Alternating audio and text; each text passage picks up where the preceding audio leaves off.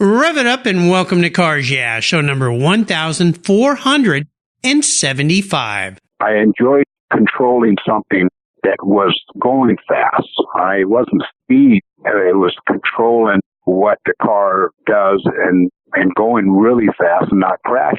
That was motivating to me.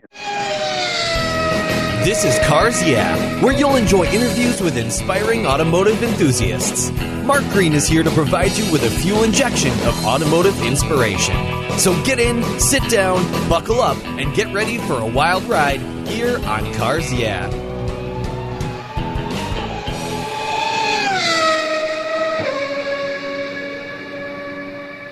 Hello, inspiring automotive enthusiasts, and welcome to Cars Yeah. I am so revved up and excited to share with you today a very special guest who's calling in from, he says, a street corner somewhere in Hollywood, California, Willy T. Ribbs. Born in San Jose, California, Willy T. Ribbs is a legendary race car driver whose career began behind the wheel in England. The year was 1977 and Willie was 22 years old, and he became the British Formula Ford Star of Tomorrow champion. He returned home to the United States to face some hostility from his racing peers, but he was undeterred and he became the first and in many cases the only African American to win races. His accomplishments are long, but I'll mention just a few. The 1977 Dunlop Ford Championship, the 82 Long Beach Formula Atlantic pole winner. I actually was there in 82. I saw him do that. 1983-85 most winning Trans Am driver in the series during his reign. 85, the first and only African American to drive a Formula One car for Bernie Ecclestone. Yeah, that guy. 1986, the second African American to race NASCAR'S Cup Series. 87-88 IMSA Driver of the Year. And 1991, first African American to race in the Indianapolis 500. And in 2019, he was the inaugural champion in the Vintage Race of Champions. Today, he is featured in an incredible documentary film that just came out titled Uppity, the Willy T. Ribbs story. Produced and directed by past Cars Yeah guest Adam Carolla and others. You're going to learn a little bit more about where that word uppity came from in just a minute. Let's take a quick break before I introduce Willie. We'll say thank you to our sponsors, and we'll be right back.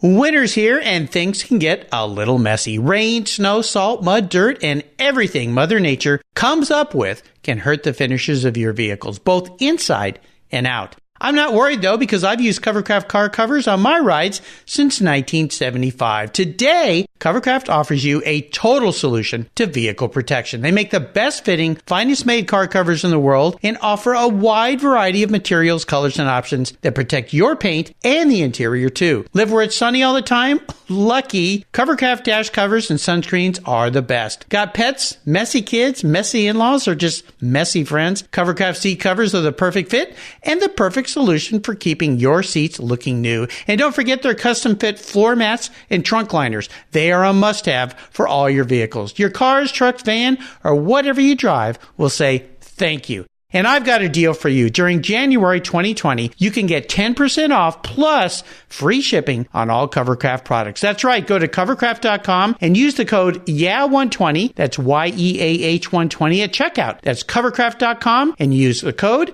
YEAH120 at checkout.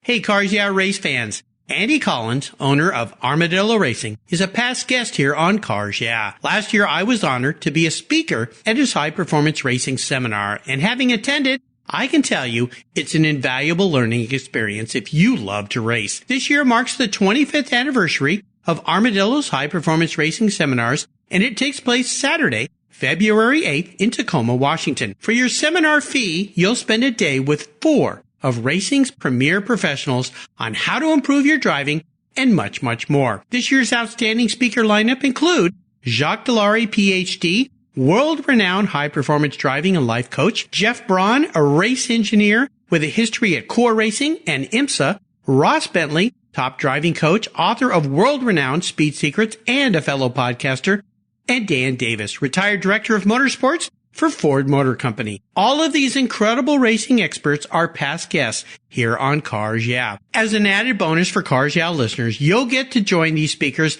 at the Friday night reception at the incredible LeMay Car Museum for free. That's right. It's a $50 value if you sign up by January 15th. What a deal. Go to Armadillo Racing's website and register. That's armadilloracing.com. All right, Willie, I hope you're there with me still on that street corner in Hollywood. Welcome to Cars Yeah. Are you buckled up and ready for a fun ride, my friend? Yeah, but my publicist, Dan, he's running out of quarters. Okay, I'll talk faster. I think being a big Hollywood star now, you'd have a few more quarters in your pocket, but I know the film just came out. We'll talk about that in just a minute, but I want you first to kind of tell our listeners what Willy T. Brown is up to these days. Tell us a little bit about what makes you happy, what you're doing, and then we'll jump into some of the questions I have for you, all right? Well, when I retired, I thought I was going to quit traveling. I live out in Texas and a small ranch. But what I had on the ranch was a competition shooting grid. My son, Theo, is one of the top shooters in the world. And he shoots competition, clay shooting with a shotgun. And he travels all over the world. He's been traveling all over the world since he was in high school.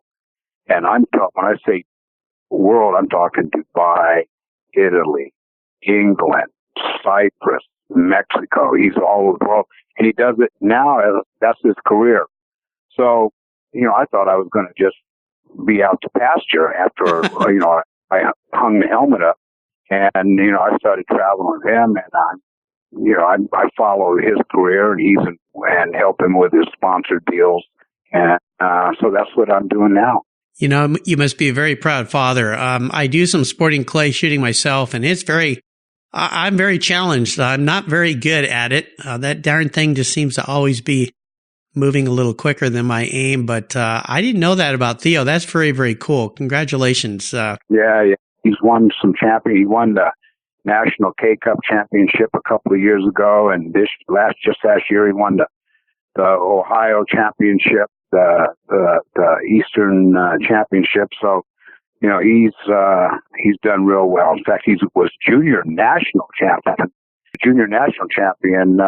before he was 21. Wow. Well, congratulations. I mean, that's just awesome. Again, proud papa you must be. Congratulations to Theo and everything he's doing. That's fantastic. I always start by asking my guests this question. Tell me something about yourself that most people don't know. It's been hard to keep quiet. I'll bet. It's been real hard. I don't go to a lot of strip clubs. So well, that's good. They'll never, that won't be in the sentence. But no, what they don't know, I'm a shooter. I shoot with Theo. I'm not shooting on Theo's world-class shooter, but I do a lot of shooting and I enjoy it. That was my hobby. A lot of the race drivers I raced with like golf, right? They like golf.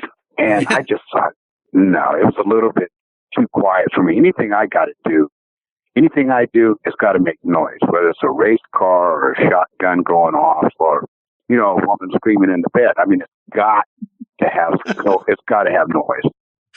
Oh my gosh. I love it. Well, my next-door neighbor got me into shooting clays and I bought my first over-under shotgun, and then he collects some beautiful old English shotgun side-by-sides that he lets me shoot. It's a really fun sport, and I've got to think that it probably helps a little bit with driving, too, because of focus and movement and all that kind of thing. I think it might have helped me a little bit back when I was doing some racing, but I love it. Well, I would love for you to share a success quote or a mantra, some kind of inspirational saying that's been important in your life over the years. Maybe it's something you used to think about, something that's new for you. It's a nice way to get the inspirational tires turning here on Cars Yeah. So, Willie, grab the wheel. Now, when you say that, when you ask that question, inspiration, winning's always an inspiration. That's number one, to win. And I've been asked, did I ever have a need for speed? Well, I don't know if I needed it, but I enjoyed controlling something that was going fast. I wasn't speed. It was controlling what the car does and going really fast and not crashing. That was motivating to me. And then, of course, you had role models in that day, and I did with, of course, Dan Gurney and Jim Clark and Fangio and Moss. So, in fact, my two pigs were named Moss and Fangio. Really? Yeah, I grew up on my grandpa's ranch, and I was in Future Farmers of America. I was in FFA. No when kidding. I was in high school. Yes, sir. And I raised show hogs, right, for the fair. Yeah. And my first two hogs were named Moss and Fangio. That's hilarious. I think that's funny. Now, did you drive for Dan or with Dan at one time? Yeah, I raced for Dan Gurney in the late 80s. And, nice. And of all the owners that I raced for, he was by far the best. And not that the other owners were bad, but Dan he understood the sport, and he understood what a driver thinks and what a driver wants.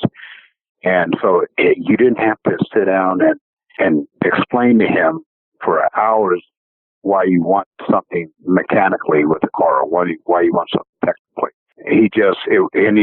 Even on the radio, and when I was racing, if I wasn't leading the race, he would tell me, in a very calm voice, well, keep up that pace, you're catching up.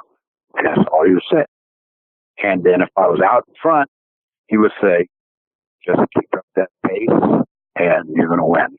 Such a great man he was. Wow. Yeah. Incredible guy. I didn't know as a friend, but I had the luxury of talking with him many times. And for little short stints, I actually got to sit across from him during a lunch break at an event and talk with him a little bit. Just an incredible, genuine person. Just fantastic. Fortunate you were to get to race with him. Well, I would love for you to talk a little bit about this documentary that Adam and others have produced and directed. I love the fact that it's called Uppity. I want you to touch on that a little bit about why people think you're so uppity or why you like being uppity. The Willy T rib story. And I know you're on a whirlwind tour right now with Dan, your publicist, who's feeding the quarters into the phone machine here today. What has you excited about this new documentary about your life? I would use the word excitement. That my wife's not here, so she wants me to be more excited about something else.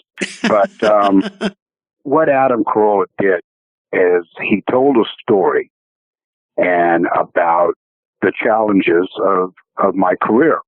And, when I was in England, when I started racing in England, the English nor the Europeans didn't consider me uppity. They considered me just another race driver. It wasn't until I came back to the United States that I was considered uppity. Why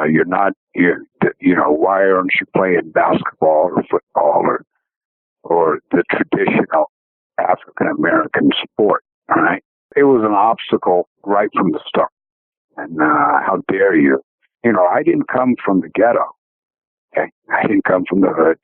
I didn't come from the ghetto. I came from a family that was pretty well off and pretty successful in business. They could afford to put me in auto racing, and that's what I like doing. My dad raced when I grew up. He raced motorcycles, dirt track, and flat track, and then he went, as he got older, when I was younger, he went and started racing sports cars. So I didn't want to work in the family business. So, and my dad was racing. So my introduction to the sport, was early. By 9 years old, I knew what my career was going to be. And that made life real simple because there's a lot of kids today and back then go through college and go through, spend a lot of time trying to figure out what their career is. And I knew at an early age, and it made life real simple. But obviously, when you got back here to the States, getting into racing was far, far from simple. And I know this film gets into that and talks about that. And a question that I always ask my guests here is to share a big challenge or a big failure. Now, talking with race car drivers, and I've interviewed probably 400 now, it's kind of a silly question because racing, you're a champion one week and a chump the next. But when you add in the challenges with racism and bigotry and you trying to work into this field that was pretty much all white and all those obstacles, we could probably talk for a long time about that. But what were some of the ways that you worked on that worked for you to get into the sport and get past that? Or was it just a constant challenge?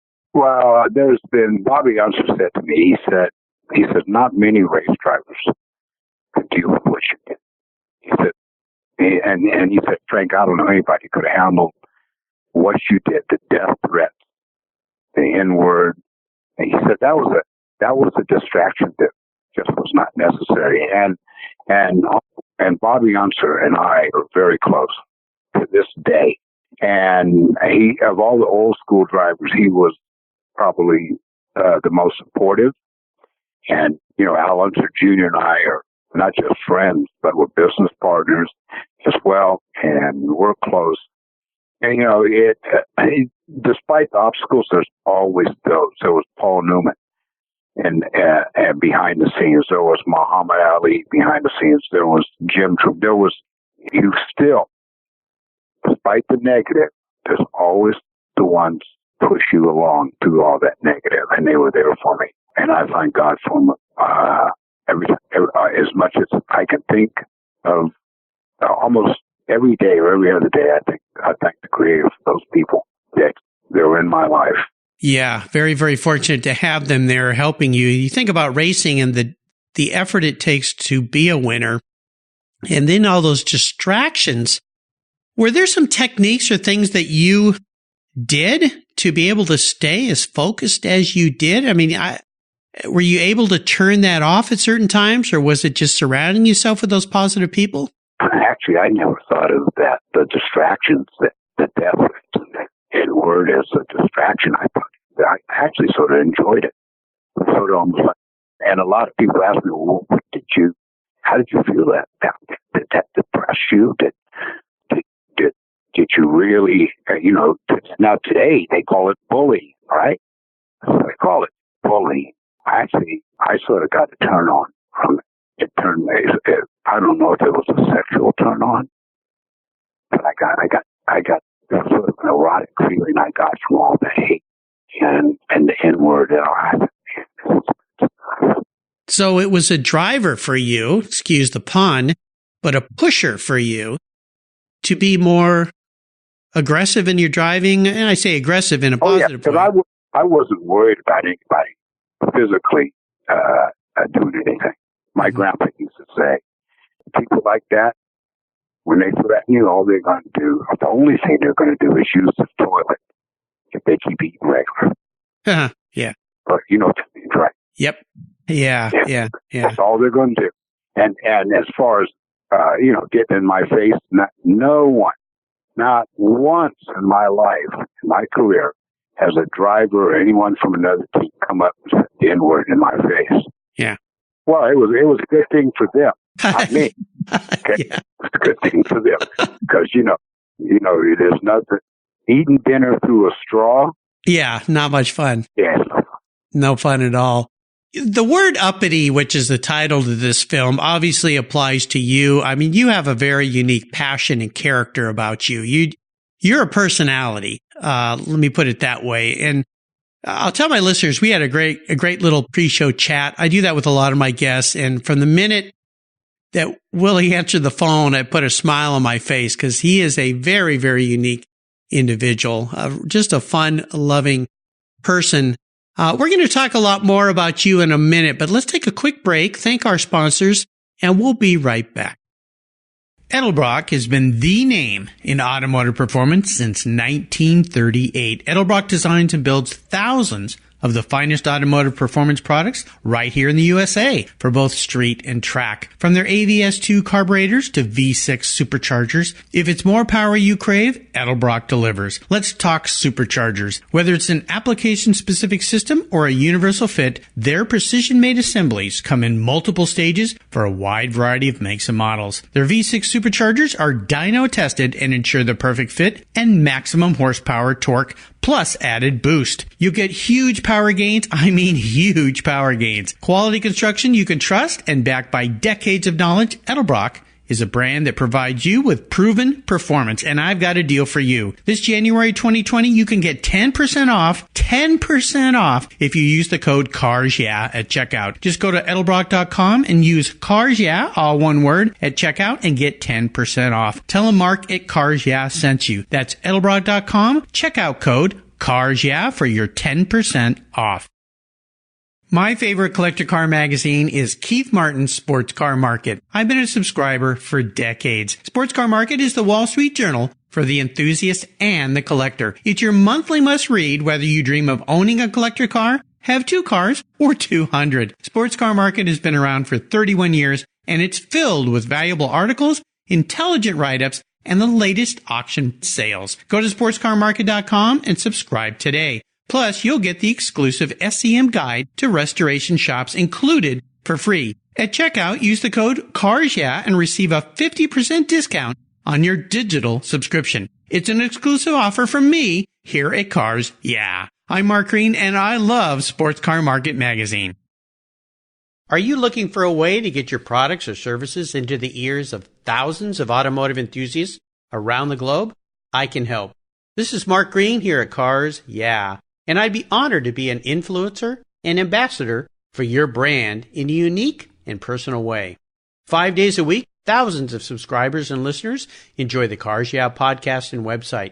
Contact me today and I'll show you how at mark@carsyeah.com or connect with me through the Cars Yeah website at carsyeah.com. You take care of your cars, but who takes care of your investments? Tune-ups aren't just for engines. Updating your financial plan is important too. Your GPS may take you from A to B, but it won't help you on the road to financial freedom. For that, you need a good co-pilot and a very trusted advisor. Chris Kimball, CFP, is just the man for the job. He'll guide you down that road without driving you crazy. For over 25 years, Chris has helped people just like you and me with their financial planning and investments. With a master's degree in financial services, he is eminently qualified, and he's a car guy too. Learn more at chrisvkimball.com or call 866-ON-A-PLAN. Securities through Money Concepts Capital Corp. Member FINRA SIPC. CK Financial Services is not affiliated with Money Concepts Capital Corp.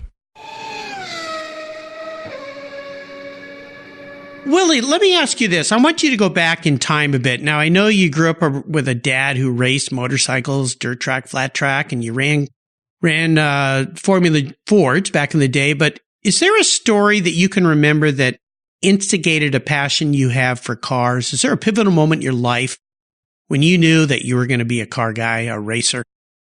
There was no really particular moment because I was involved with it so much that I can't really pick out any one time. I mean, I was going to the races from the time I was 3 years old. And I remember Joe Leonard, who was two-time IndyCar champion, and he lived in San Jose, California, and he was a friend of my dad. And Joe Leonard was the only driver to win IndyCar championship and 8-time flat track motorcycle champion. He nearly won Indy in '68 with the STP turbine car. He was literally about 20 miles from the end, and the car broke. And Bobby Unser ended up winning it in '68. Well, Joe Leonard told me a story. He says, "You're too young to remember this, but I remember taking you home from Laguna Seca, Monterey, when you were 3 years old, because your dad had to stay over and work on the car that evening, and we took you back to San Jose from Monterey, which is about a little over an hour drive." And I said, "Well, how was that?" He said, "You were 3 years old, and you whined the whole time." Yeah. He says, "All you wanted to do was know where your daddy was." Yep. And that's how long I've been in the sport. And there was never any particular moment, but I knew that at 9 years old what my career was going to be. That I do remember. Yeah, very cool. What was your first really special vehicle? And let me kind of adapt that question a little bit for you. What was the first race car that you got in that you went, "I'm here, I made it, this is what I wanted to do"? Well, I mean, I went to Jim Russell driving school before I went to England. But that didn't turn me on. I had to get my license, right? So that didn't really do anything for me. It's when I won my first race in England that I knew, and the first race I won was my second race. It was Snetterton. And I knew then, on the way home, I knew that this is it. This is where I'm going to be. Nice. As a career. Yeah, very cool. Here's a bit of a unique question. I'll bet nobody's ever asked you this before. If you woke up tomorrow and you were manifested as a vehicle, Willy T. Ribs was actually a vehicle parked in a garage. And this isn't what you want to be. It's how you perceive yourself as a certain type of vehicle. What would Willie be and why? I'd be a diesel truck. Okay. I like it. And why is that? Because I live in Texas and, we've got these big twin turbo diesel trucks. A lot of people ask me, I've never had a high performance car in my life. As a street car, you mean, right? Yeah, as a street car. Yeah. I never had a Camaro or a Corvette. I had a Mercedes sedan. Right now I drive a truck in a Lincoln Town Car. And they just can't get it. They don't understand. Well, don't you? I said, I've never been in love with cars. I've been in love with racing. I like racing, but I didn't, because I'd get the question, well, what was your favorite car? I didn't have a favorite car. I had, it was a race. It was about racing. No matter what I was in, we're going to race it. I never fell in love with cars. Yeah, interesting. Well, I've heard that from some other racers. I think, you get to go fast on the track. No reason to do it on the street. It's too dangerous anyway. So that makes sense to me. And being a Texan. It's expensive as hell. Yeah, it is. Yeah. Yeah. There's better ways to spend your money, like traveling. I had 27 speeding tickets before I went to England. Oh, my gosh. And see, that's back in the days when you could just pay the ticket. There was no insurance penalties. There was no such thing as points, right? And the judge finally told me, who was a friend of my dad, the judge knew my dad. He says, maybe you should do like your father and start racing because it's going to be cheaper in the long run. Good advice from the judge. Well, Willie, we are ending what I call the last lap. I'm going to fire off a series of questions and ask you to give our listeners some quick blips of the throttle answers. So here we go. What's one of your personal habits that you believe has contributed to your many successes over the years? Just eating right and staying in I train in the boxing gym. In fact, my home's got bags, and I learned it from Muhammad Ali. Wow. And I trained with Sugar Ray Leonard, and I trained with Ali, of course, and trained with Larry Holmes and John the Beast Gabi. So I do it just for conditioning and speed. Yeah. Speed. Oh, yeah. I tell you, anybody that has ever been in a gym and put some gloves on and punched a bag for a while, oh my gosh, it's a wonderful workout. It'll beat you up. Your arms are never so sore. But that's pretty cool. I mean, you got to train with greats like those. Oh my gosh, that's incredible. If I could arrange for you to have a drink or a meal with anyone in the automotive industry, living or deceased, who would that person be? Probably Juan Fangio. Yeah. Did you ever get to meet him? Yes. Wonderful. I met him. He presented a trophy to me in 1984. I won the Miami Inter-American Championship. It was the North American drivers versus South American drivers. It was put on by Mazda. And I won the race. In fact, Michael Andretti was second. Him and I battled the whole race through, and I won the race. And he presented me the trophy. And he shook my hand, he gave me a hug, and he says, "You will be a world champion." That spoke volumes to me. No kidding. Wow. That must have sent chills up your back for sure. Man, that's very cool. How about racing advice? What's the best racing advice you've ever received from someone else? Probably not just the best. There was assortment. You get advice from Dan Gurney, of course, and who I raced for, and Bobby Unser. Oh yeah, from Uncle Bobby, he was just the best. I mean, he was so good at it, and yeah, probably those two. Can you remember maybe one or two things they said to you? It was just mainly from the technical side. It wasn't anything to do with performance. It was more from the technical. What you always need to look for, and what a car should what you demand of the race car. Mm-hmm. You know, a lot of racers are more technical than others. Some are just flat out drivers. What kind of a racer were you? Were you really, really into the technical side, the engineering side, and understanding that? Or were you more of a driver's driver? You just went out there and drove damn fast. Both. Because, for example, I did a dirt race in Wichita, Kansas, and I'd never been on late model sportsman. And it was a race. It was Bobby Allison in it, and Terry Labonte, and Harry Gant, and Michael Waltrip, and I think Rusty Wallace might have been in it as well. And I'd never been on dirt before. I qualified on the front row. Bobby Allison was on the pole. And he led for a while, and then I led for a while. And then he got back in front of me, and his engine blew. And I nearly flew off. The oil was all, I ran on his oil, and I nearly went off the track. But anyway, I ended up finishing third. When I did that, I knew at that point, and I knew all the great race drivers, Bobby Unser, Mario, AJ Foyt, those guys could drive anything. They could, whether it was Pikes Peak, whether it was Terre Haute on the dirt, whether it was Formula One, Le Mans, and I just thought, that's what I want to be able to do. I want to be able to get into a car and be a great race driver, but also from the technical side, I want to be able, when the engineers ask me, what are you feeling? I want to have an answer for them. Yeah, fantastic. Now, I mentioned in my introduction of you that you hung up your helmet a long time ago, but now you've put it back on, and you are the champion of the inaugural Vintage Race of Champions, VROC. Tell us a little bit about that experience.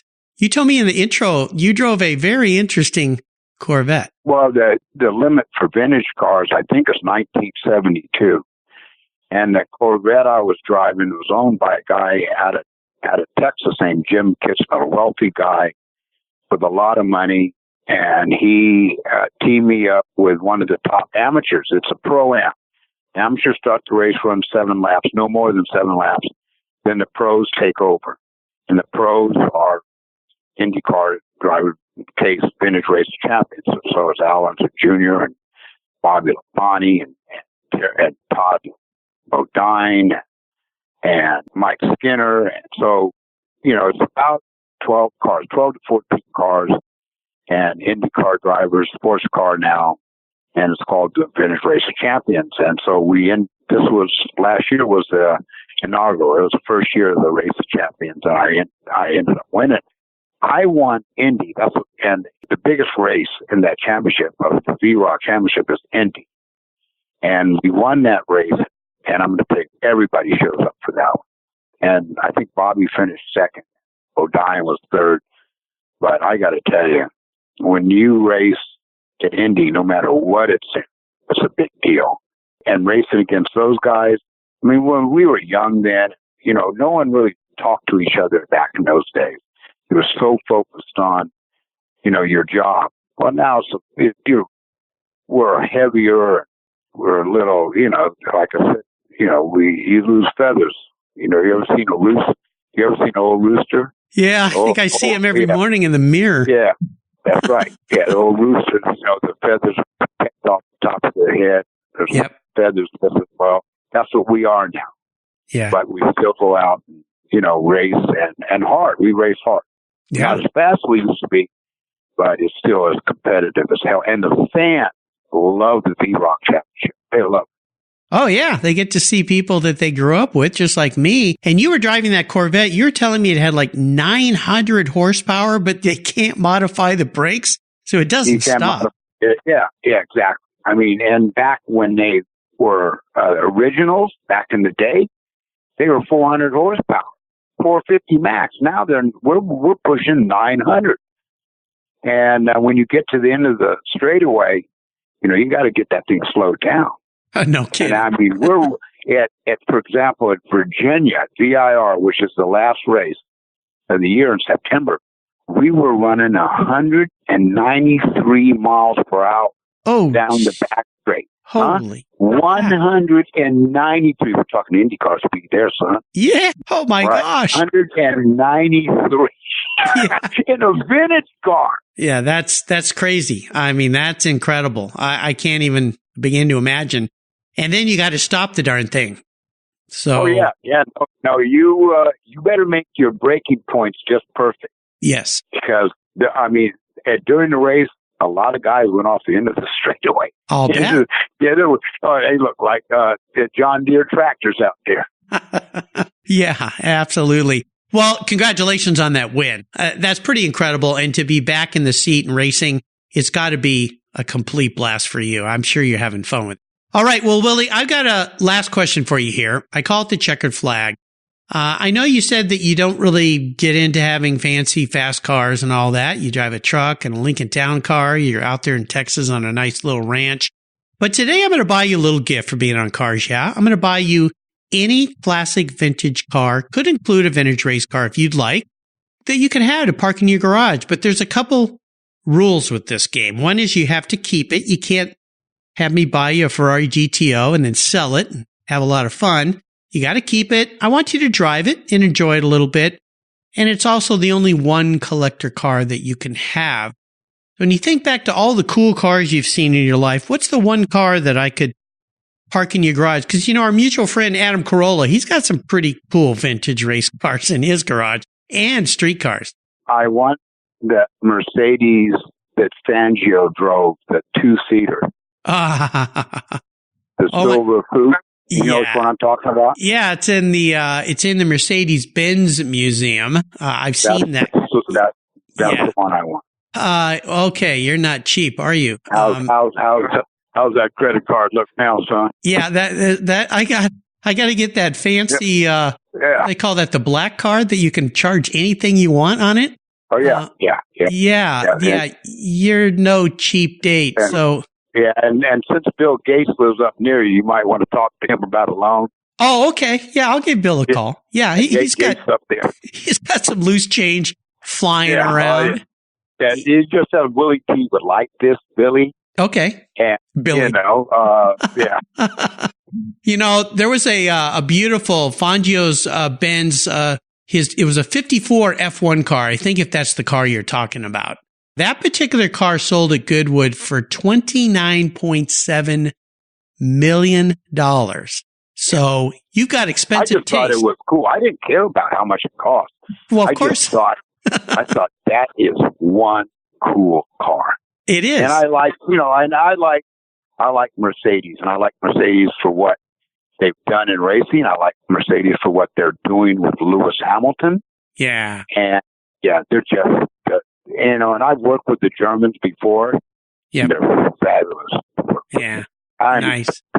Awesome. Nice choice, my friend. Beautiful car. Well, Willie, my gosh, this has been fun. You've taken me on a great ride today. I want to thank you for calling in. How the quarter's doing there, Dan? You down to the last few? I hope he's doing okay there. Yeah, the last one. Last one. Okay. Well, I want to thank you for sharing.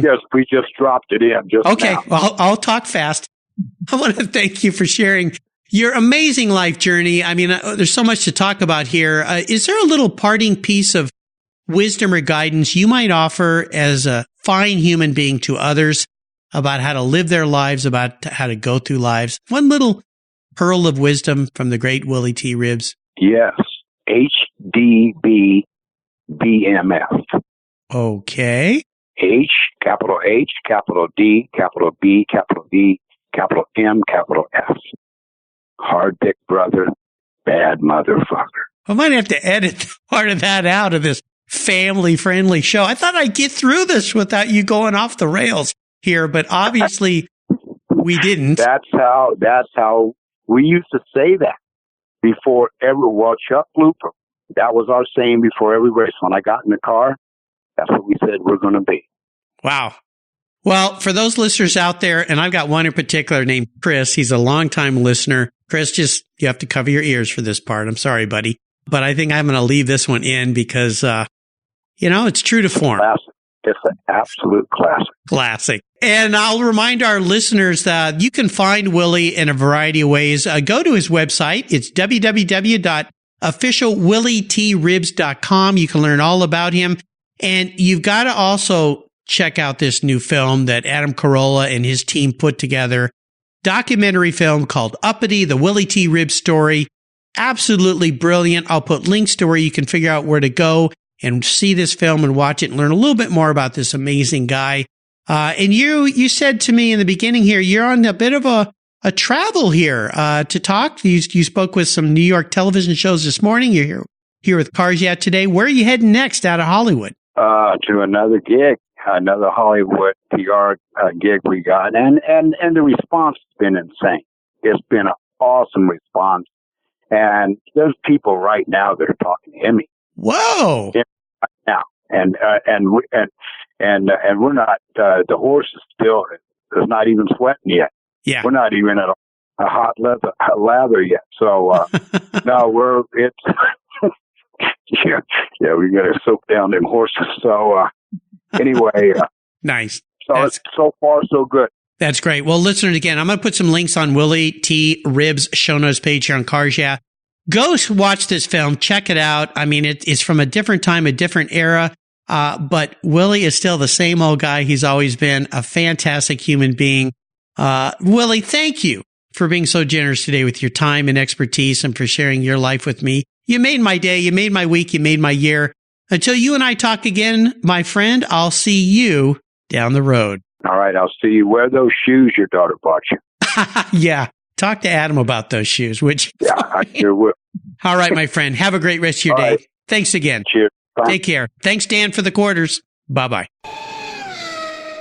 Hey, Mark Green here from Cars Yeah. Did you know you can now see me on the Cars Yeah TV show? It's a weekly visit to some of my past Cars Yeah podcast guests, and I take you along for the ride. You go behind the garage door and into their lives, their businesses, and you get to see what makes them successful. With tens of millions of viewers, Cars Yeah TV is making its mark. Cars Yeah TV is available on MAV TV and Lucas Oil Racing TV. You'll find MAV TV on Direct TV, Fubo TV, Fios by Verizon, or you can stream it through Lucas Oil Racing Television online. And they said I only had a face for podcasting.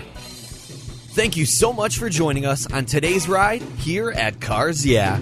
Drive on over to carsyeah.com to find show notes and inspiring automotive fun. Download your free copy of Filler Up, a fun book filled with gorgeous photographs of fuel filler fun, including quotes from more inspiring automotive enthusiasts.